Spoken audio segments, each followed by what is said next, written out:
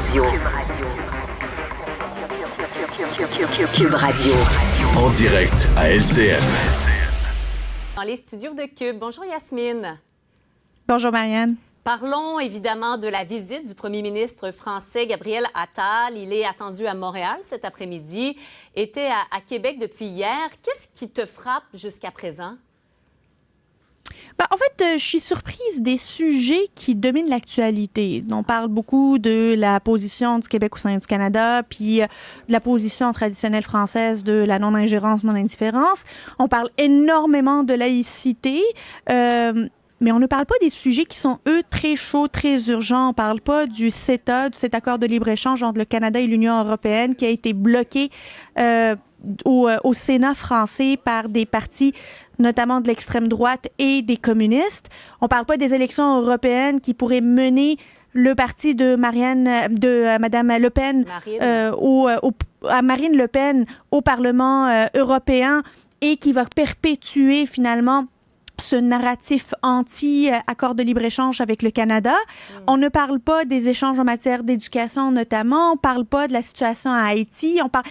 Je suis un peu surprise des sujets qui dominent cette visite et je suis aussi surprise du fait qu'au Québec, on ne soit pas si déçu que ça. En fait, à tout le moins, on ne l'est pas exprimé qu'Emmanuel Macron, qui va venir cet été au Canada, va aller à Ottawa, va aller en Acadie, mais n'arrêtera pas au Québec. Alors, cette fraternité que l'on a avec la France, nous, on l'exprime beaucoup. Je me serais attendue à ce que la France aussi l'exprime avec un arrêt de M. Macron au Québec l'été prochain.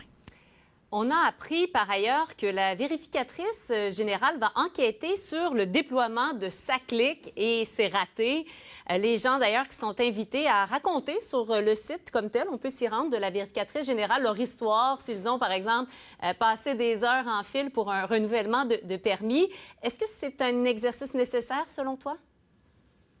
Quelle excellente nouvelle aujourd'hui que la vérificatrice générale saute sur ce dossier-là puis va l'analyser et nous donner l'heure juste parce que malheureusement, cet cafouillage a été un fiasco et nous a laissé un goût amer sur tout ce qui est transformation numérique de l'État, de certains organes de l'État.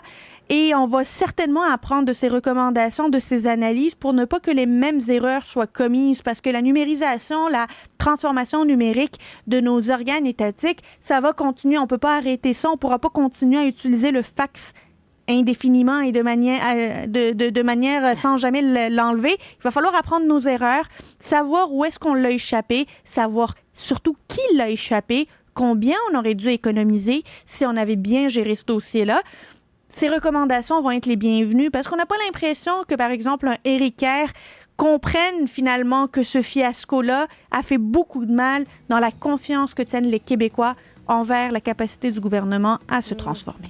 Tu dis qui l'a échappé, mais est-ce que tu as vraiment l'impression qu'il y a des gens qui seront redevables, seront montrés du doigt, ou on va constater qu'il y a eu des erreurs à droite et à gauche, mais pas clairement défini qui a fait en sorte que ces erreurs-là ont été commises?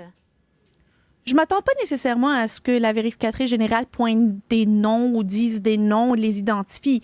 Mais par contre, si elle nous parle de la planification de la transformation, du soutien que le ministère de la cybersécurité et du numérique aurait dû apporter, des questions qu'il aurait fallu que l'exécutif ou que le gouvernement pose à la SAAQ lorsqu'il est venu le temps de fermer pendant 3 semaines les bureaux d'immatriculation de la SAAQ.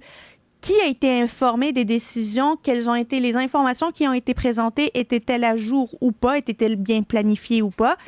Et c'est ce mécanisme-là qui va nous permettre de savoir où est-ce que le bas blesse et qu'est-ce qu'on peut faire pour que ça puisse s'améliorer. Hâte de lire les conclusions quand même. Merci beaucoup, Yasmine. Bonne fin de semaine. Au revoir, Marianne.